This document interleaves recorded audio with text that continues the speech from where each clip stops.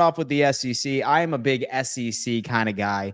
And granted, I was only able to find power rankings where I could put each and every single team on screen. This is not mine and J Tuck's rankings. We just wanted to give you a visual. We just wanted to give you a visual of who we are really thinking is going to walk away with this SEC title.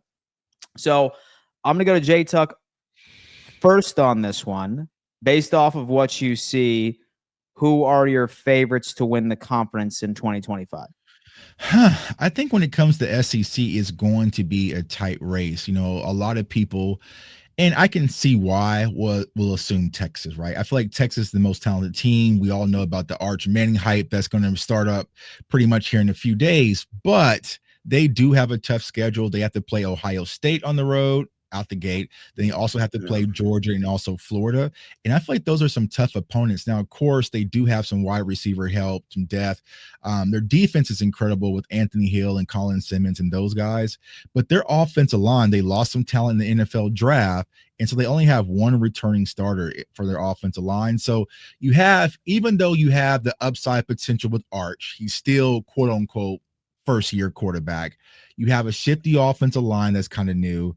Your running backs are solid. Wide receivers are solid. So you have talent there. Defense is solid. But Georgia, Ohio State, I don't know. It's too hard for me to lean in on Texas. So if I had to pivot, I would probably say your Bulldogs will be primed to win the SEC this year. Kirby Smart has now. It's all gonna. I feel like the fun part about college football, if you want to say it, is that there's a lot of unknowns when it comes to quarterbacks because there's not a lot of returning quarterbacks. We'll talk about some other conferences here soon, but with Gunnar Stockton, he's a dual threat quarterback, but if he doesn't work out, that can change things. But their offensive line, like Texas, only returning one starter, but they do have some talent as far as like Josh McCray. I feel like the Georgia running game is going to carry them, right? I think they're going to carry them. They also brought in Branch, the wide receiver as well, so Georgia. But I think the running game is going to carry Georgia football. So if I had to gauge it, I'm going to slightly lean towards Georgia. I think they only have 3 SEC games on the road. Texas is at home, Bama is at home, and think Ole Miss. It's a super favorable schedule. It's right. Their schedule is favorable, and Georgia really doesn't lose at home, a lot. So I would probably pick Georgia, even though I know Texas is going to be the favorite, but also watch out for Alabama. But I'm going with Georgia to win the SEC this year. So Bama had a very good summer rate in recruiting, and then also with the transfer portal. And quite frankly, that second-year head coach does need to prove something, right? Especially for his inaugural season. I'm sure Bama fans are very spoiled with the Saban years, but I do have a lot of faith, right? I have a lot of faith right within that Ryan Grubb sort of offensive scheme, right, that they are building. It just depends on who their quarterback is going to be. It's probably going to be Ty Simpson. Yeah, and so I'm not the biggest fan of him. I think Bama fans are going to be disappointed in his overall play, but quality defense. In fact, I could probably say that for just about every single team we're looking at, defense is king right in the SEC this year. But I'd probably have to agree with you, right on Georgia. And that's me obviously trying to put my bias aside. Last year, which is wildly frustrating, we could not run the ball. And that was the Georgia Bulldogs' identity for the longest time, was being able to pound the rock. Last year, we just, for some reason, wanted to put all faith in the gunslinging QB that is now plaguing Miami as we speak, Carson Beck. So it's crazy to me how I'm seeing some power rankings out there that have had Georgia at number 6 overall in college football. Where they're almost trying to discredit the fact and ignore the fact that we won 2 national championships with damn Stetson Bennett. Don't sleep on Kirby Smart. He's going to be able to get it done with Gunnar Stockton. I'm convinced of that. I do look at a couple of teams because I did want to identify a sleeper. Some solid teams here too. I'm higher on Florida than most people, although that I think that they are reliant on DJ Lagway. And Lagway's been out with an injury so far in fall camp. He's had an injury history in high school and even last year. They are entirely reliant on him. I'd probably have some questions with their head coach as well. I would probably put him on the hot seat, to be honest with you. But I'll tell you what, you teased this last episode. I'd put South Carolina as a sleeper. Yeah. I would. And I know you don't agree with me, and I'd love to hear you. No, I'm not. I wouldn't say sleeper as to win it all. I think that's kind of pushing it a little bit, but I do think South Carolina will shock a lot of teams, and they will probably be the team that's going to disrupt, the flow of who's trying to win the SEC. Because, like I said, I'm very high on Lenore Sellers, their quarterback. I think he's going to be exciting to watch. If you just love watching college football on Saturday, definitely watch this kid, one of the most talented dual threat quarterbacks in all of college football, but they have a lot of talent. So there, John said Gamecocks fan right there. So they have talent across the board. Their wide receivers are loaded, good running back core. So when the SEC that's just kind of a push for me, right? But I think they'll probably be in the thick of things. At this graphic right now has them at 9.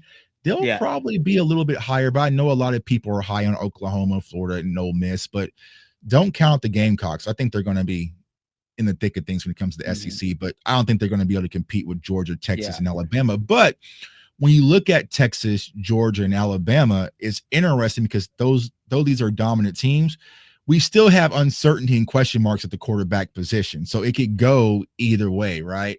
Because you look at Texas and Georgia, their offensive line's kind of shifty. We already talked about the quarterbacks as well. Alabama, their offensive line is solid. They have Caden Proctor, who's probably going to be one of the top tackles in the NFL draft as well. But they have Ty Simpson. So can you trust their quarterback? So which quarterback do you trust the most in SEC? I think it would be a fair question. And for me, I'm going with Arch, but it's still unproven, to be honest with you. Yeah. So John's come in and saying, I have a question about that damn Crimson Tide. Fire away, my friend. Let us know your thoughts. But while he's typing that out, as far as Arch, man, look, and so I know that he has the last name recognition, and maybe you were able to unpack some of the tape we saw from, I think we can all agree, not the best competition in college football last year. Right. I was very surprised to see how mobile he was. But like you mentioned, I do think that there are going to be some growing pains with a brand new offensive line, because there is going to be chemistry that needs to be established, and shame on the schedule makers for giving them Ohio State for the first week to allow them to figure that out. But who's a real sleeper for you? Like, you don't necessarily agree that South Carolina, but like, who's like a team that could shock the world and somehow find their way in the SEC championship and actually win it? Sleeper? It'd be hard to call them a sleeper because a lot of people are high on them. But I know we spoke about it on Tuesday. They were outside the top 25, and that would be Oklahoma. I feel like Oklahoma could be a team that could shock a lot of people, and we kind of sitting back like, hey, how did Oklahoma sneak up? So if I had to go with a sleeper team, I would probably lean towards Oklahoma. Or, Florida. I mean, DJ Lagway could get hot. He could get hot and really transcend and carry that team. So it's possible, right? Because we kind of saw it. When we look about Miami last year, like, they were talented, but they wasn't supremely talented behind Cam Ward. But Cam Ward kind of carried it. He was kind of their swagger, the face of their team, and it propelled them to see, even though they didn't make the playoffs. But it's like DJ Lagway could possibly have that same effect. But I would probably lean towards Oklahoma in the SEC to be that long shot, right? And my mom would kill me because my mom was a Poke. She went to Oklahoma State. All my family graduated from Oklahoma State, so we don't speak too highly of Sooners around here. But we gotta get credit where credit's due. Yeah. No, dude, listen, man. I'm very high on John Mateer. Like, he was a thrill to watch over at Washington State last season. Let's see what he can do, because his name is even being thrown around for a Heisman contender as well. Like, we'll see like how that comes into fruition. And that coach desperately needs a good season, man. Exactly. He desperately needs a good season over there. So he's going to be coaching for his damn job.